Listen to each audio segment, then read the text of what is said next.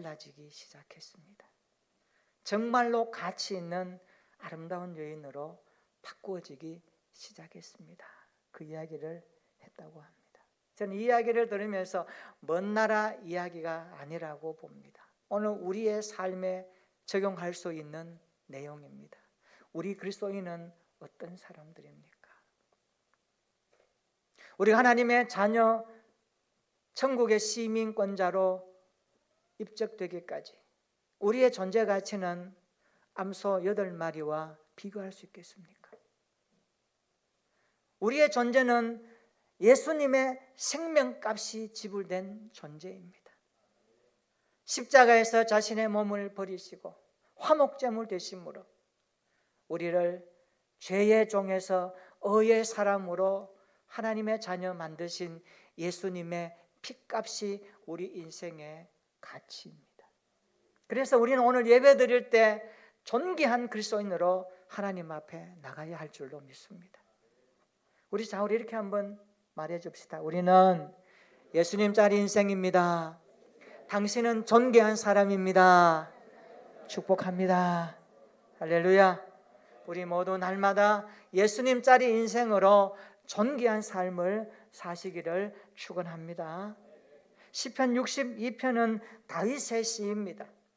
우리가 시편을 읽어볼 때에 좀 눈에 들어오는 것이 하나 있습니다. 파란 글씨로 된 거, 누가 썼는지 기록되어 있고 거기에 뭔가 좀 설명이 곁들여져 있는 글씨가 나와 있는데 뭐라고 나와 있습니까? 인도자를 따라 여도돈의 법칙에 따라 부르는 노래, 이렇게 되어 있습니다. 이게 뭔가? 역대상 25장에 보면 여도돈이라는 사람이 등장하는데 다윗이 여도돈을 성가 대장으로 임명했습니다.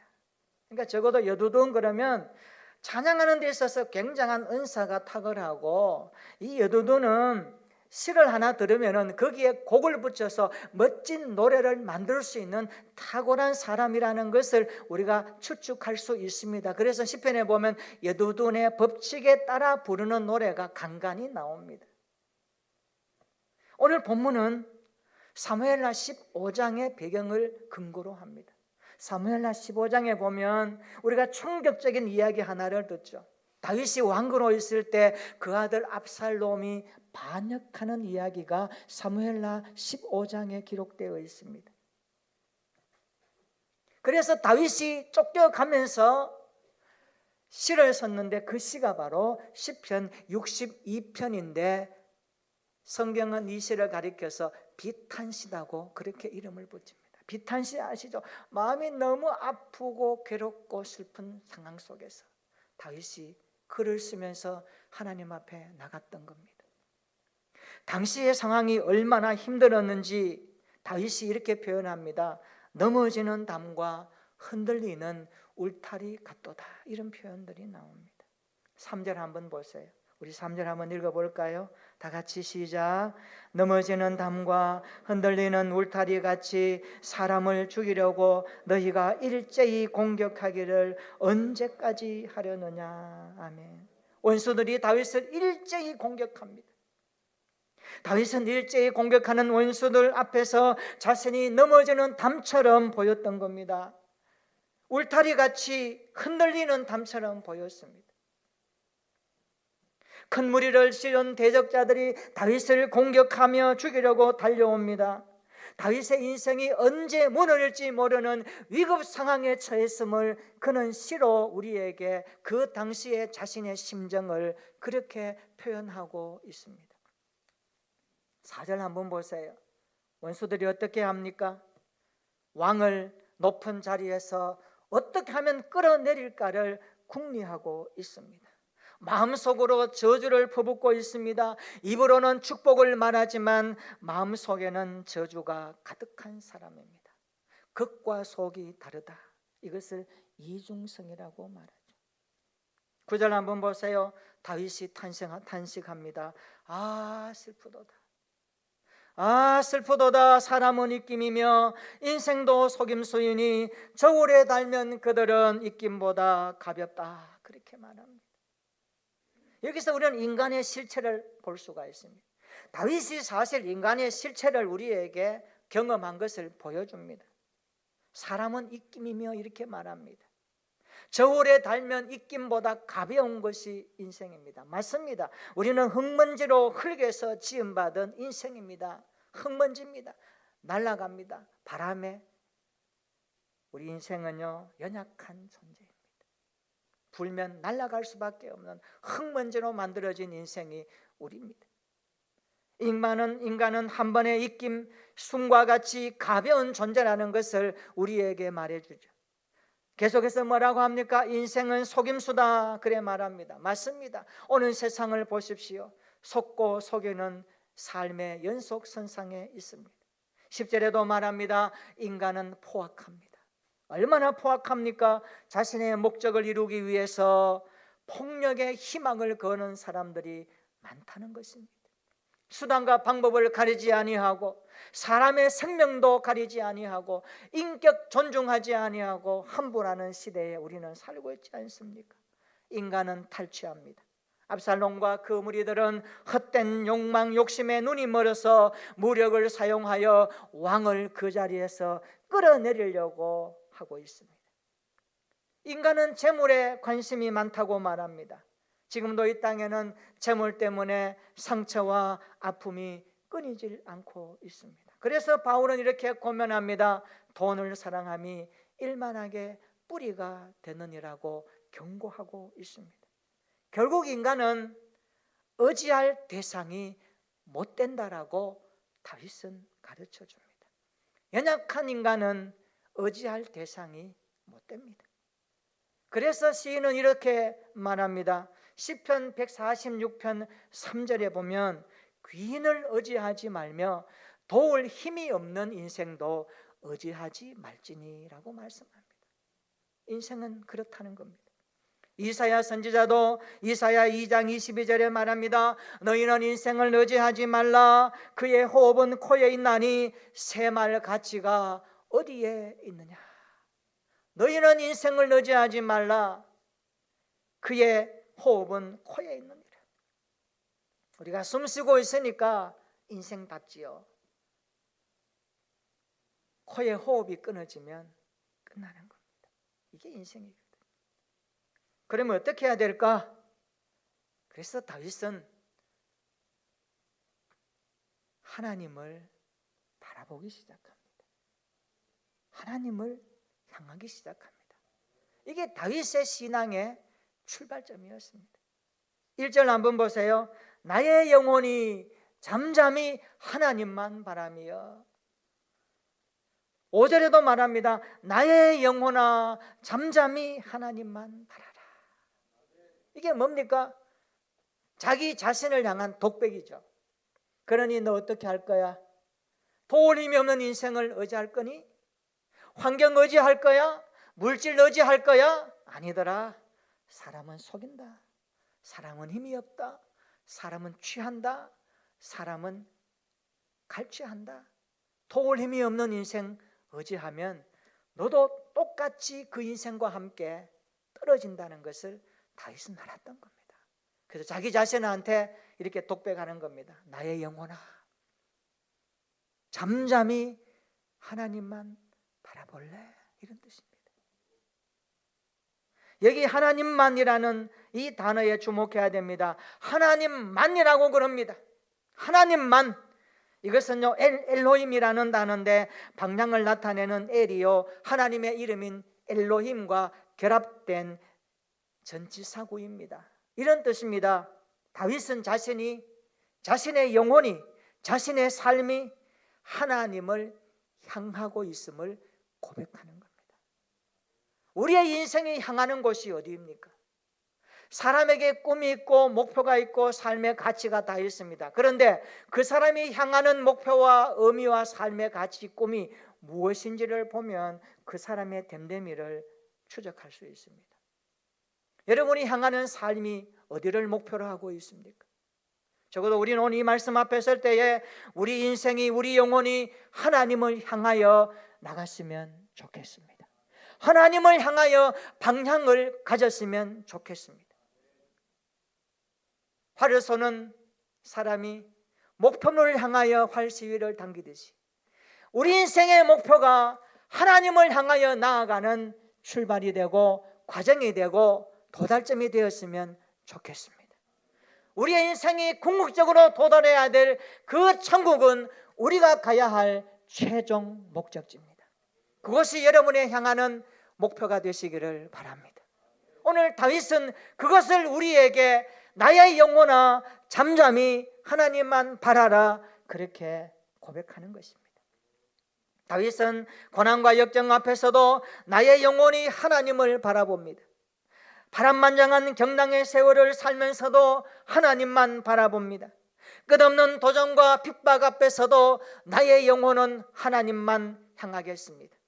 오늘 우리의 영혼도 하나님만 향할 수 있기를 바랍니다.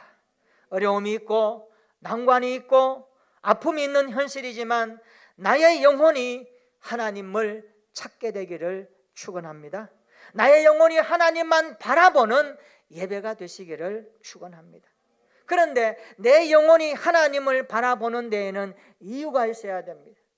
왜 하나님을 바라보십니까? 왜 내 영혼이 하나님만을 찾으십니까? 나의 영혼이 왜 하나님을 향하여 나아가는 이유가 무엇입니까? 오늘 다윗은 그 이유를 우리에게 말하고 싶었던 겁니다.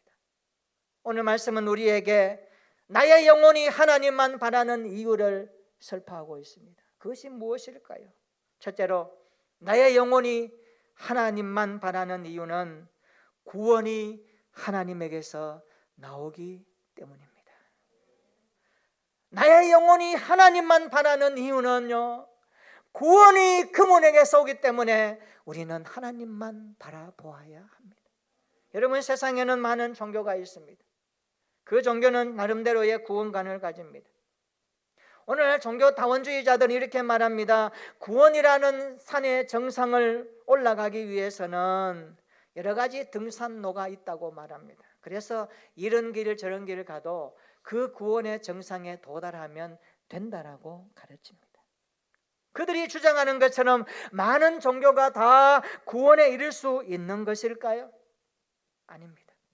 성경은 구원의 산을 오르는 길, 그것은 유일하신 예수 그리스도뿐이라고 가르쳐 주십니다. 천하 다른 이름으로 구원받는 것은 없습니다. 그래서 베드로는 말합니다. 다른 이로서는 구원을 얻을 수 없나니 천하 사람 중에 구원을 받을 만한 다른 이름을 우리에게 주신 일이 없느니라.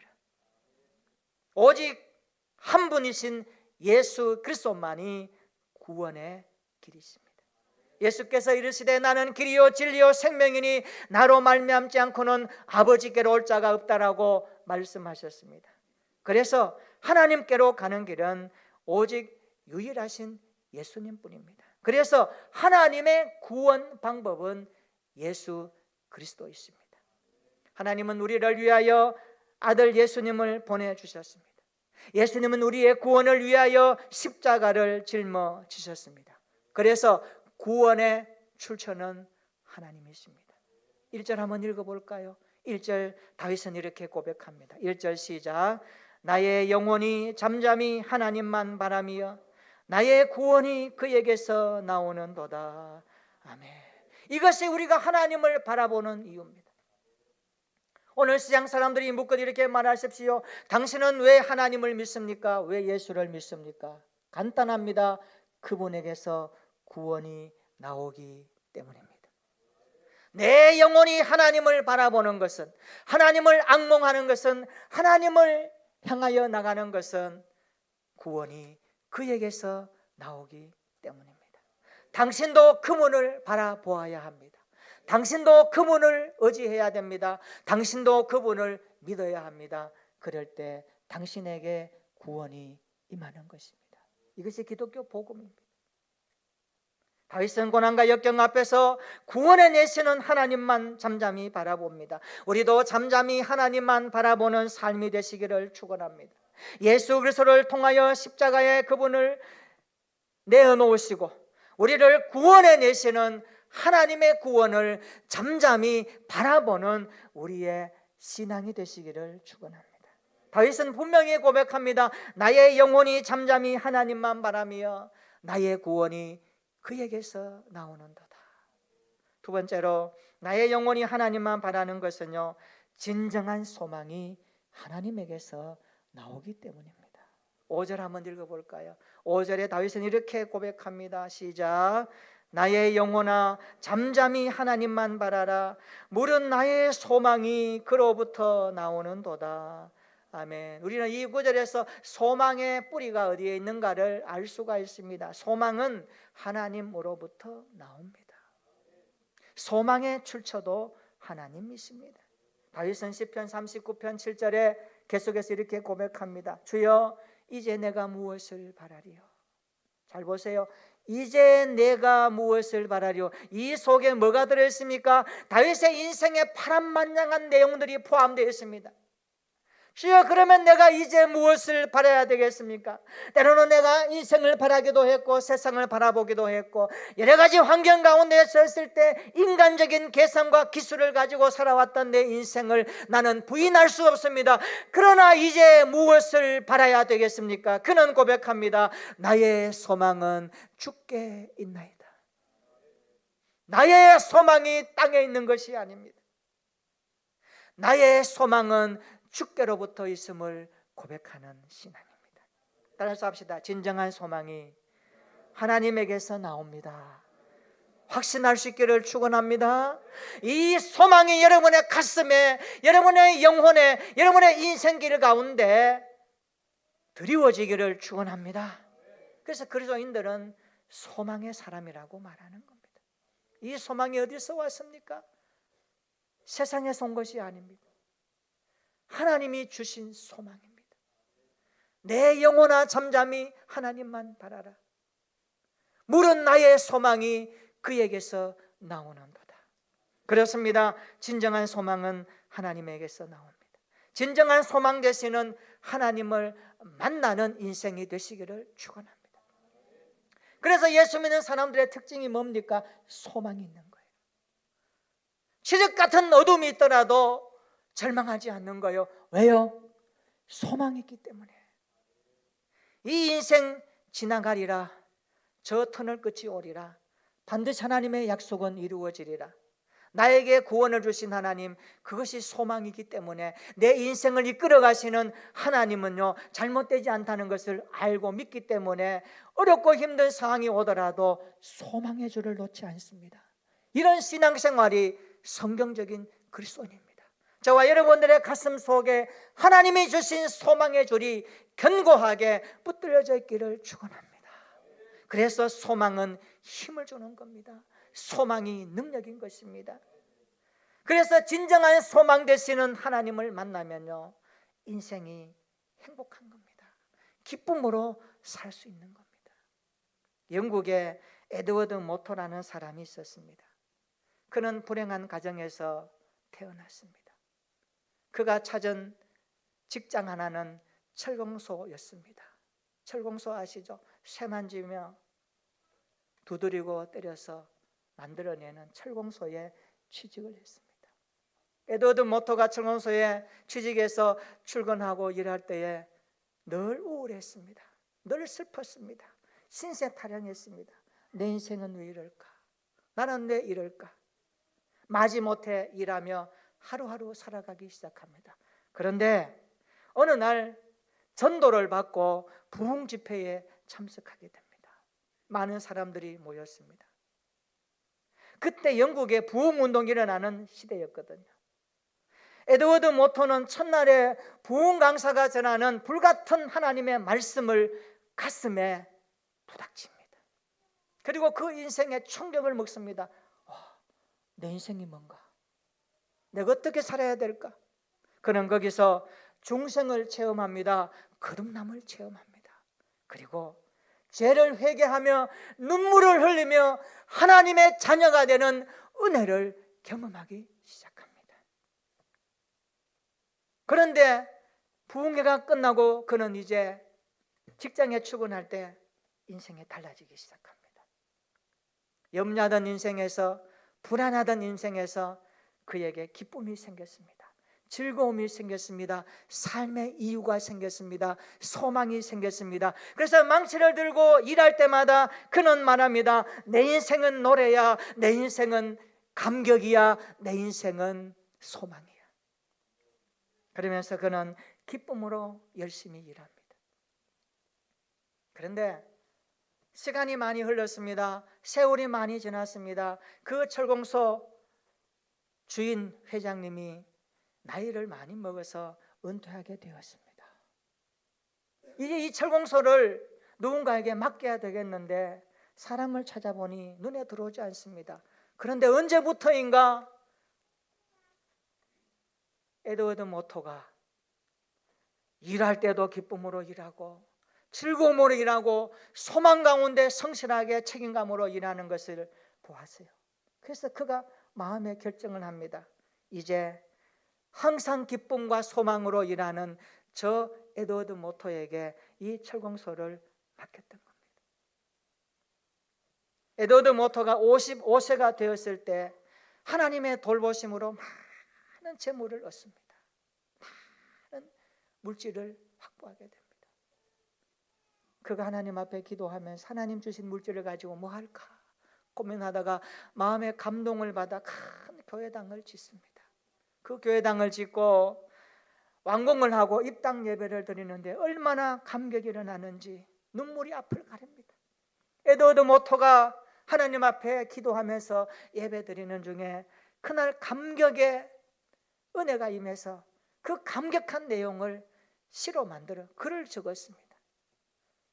그 시에다가 곡을 붙인 찬송이 하나 있는데 우리가 잘 아는 찬송가 488장입니다.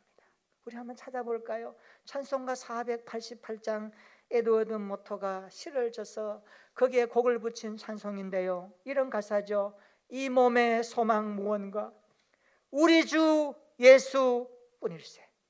우리 주 예수 밖에는 믿으리 아주 없도다. 주 나의 반석이시니 그 위에 내가 서리라. 그 위에 내가 서리라. 우리 다시 한번 고백하는 마음으로 1절과 4절 한번 불러볼까요? 우리 488장 1절과 4절을 함께 한번 불러봅니다.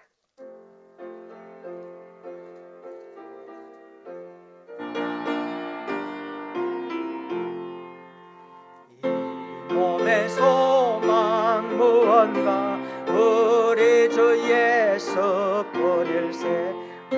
우리 주 예수 밖에는 믿으리 아주 없도다. 주 나의 반석이시니 그 위에 내가 서리라. 그 위에 내가 서리라. 바라던 천국 바라던 천국 올라가 하나님 앞에 배울 때 우주의 의를 힘입어 어여시 바로 서리라. 주 나의 반석이시니 그 위에 내가 서리라. 그 위에 내가 주 나의 반석.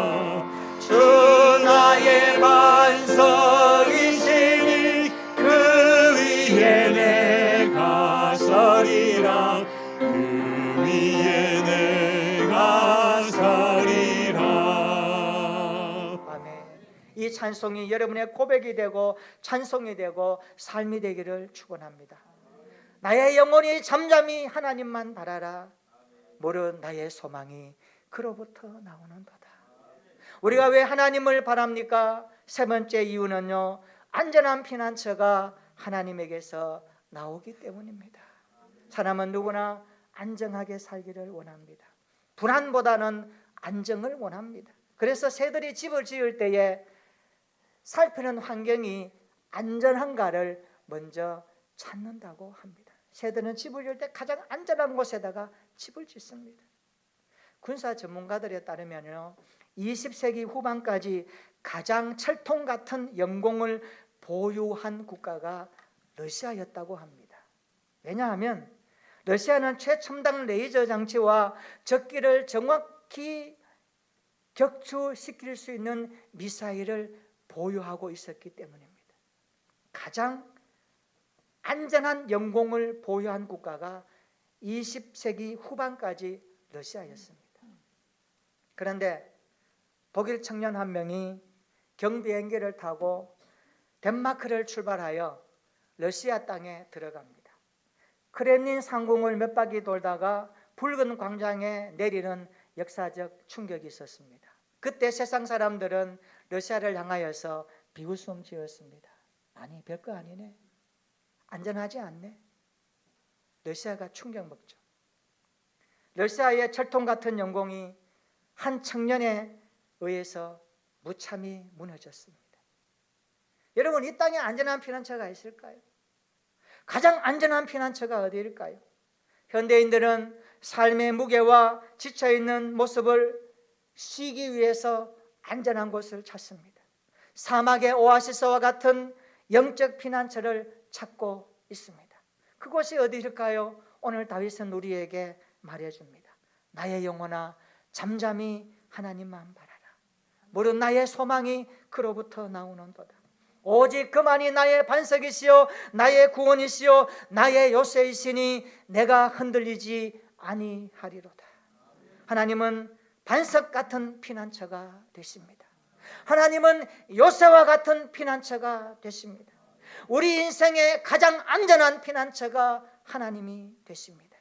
하나님을 피난처로 삼을 때 다윗은 고백합니다. 내가 흔들리지 아니하리로다. 인생이 흔들리십니까? 삶이 피곤하십니까? 반석 되신 하나님, 요새 되신 하나님을 피난처로 삼으시기를 바랍니다.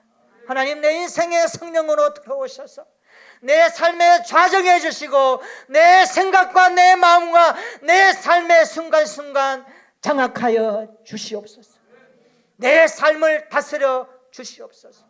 내가 여호와를 피난처로 삼아 그분이 가장 안전함을 내 입술로 고백하고 내 삶으로 믿고 따르겠습니다. 이런 은혜가 임하기를 주님의 이름으로 축원합니다. 그렇습니다. 가장 안전한 피난처가 하나님께로부터 나오는 것입니다. 예수 그리스도야말로 가장 안전한 우리의 쉼터가 아니십니까? 주님이 말씀하십니다. 마태복음 11장 28절입니다. 수고하고 무거운 짐진 자들아 다 내게로 오라. 내가 너희를 쉬게 하리라. 내가 너희를 쉬게 하리라. 인생의 모든 짐을 주님의 이름으로 맡기시기를 축원합니다. 우리 모두에게 예수님 안에서 누리는 진정한 쉼이 있기를 주의 이름으로 축원합니다. 여러분 7절 한번 보시기 바랍니다. 나의 구원과 영광이 하나님께 있으며 나의 힘과 반석과 따라서 합시다. 피난처도 하나님께 있도다. 할렐루야. 오늘 할렐루야 찬양 가사 참 은혜되었습니다. 거기 보니까 인생의 험한 풍파 지날 때 피난처 되시는 하나님께 닻을 내리시기를 축원합니다. 우리 인생의 피난처 되시는 하나님께 닻을 내릴 때 우리 인생이 견고하게 흔들리지 않게 되는 것입니다. 우리 8절 한번 읽어볼까요? 8절입니다. 시작.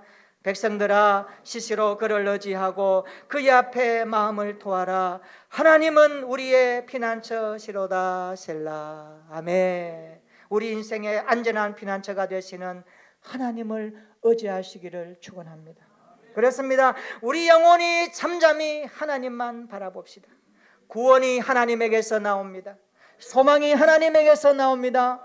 피난처가 하나님께 있습니다. 나의 영혼아 잠잠히 하나님만 바라라. 나의 구원이 나의 소망이 나의 피난처가 하나님께 있도다. 나의 영혼이 잠잠히 하나님만을 바라보며 어떤 환난과 어려움이 있더라도 인생의 승리자들로 살아가는 한 주간 모두가 되시기를 바랍니다.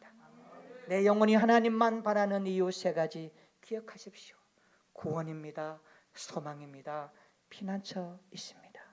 이 말씀 붙들고 우리 인생 주님 앞에 서는 날까지 날마다 승리하며 살아가는 저와 여러분들의 인생 행로가 되시기를 예수님의 이름으로 축원합니다. 아멘. 우리 한번 기도하십시다.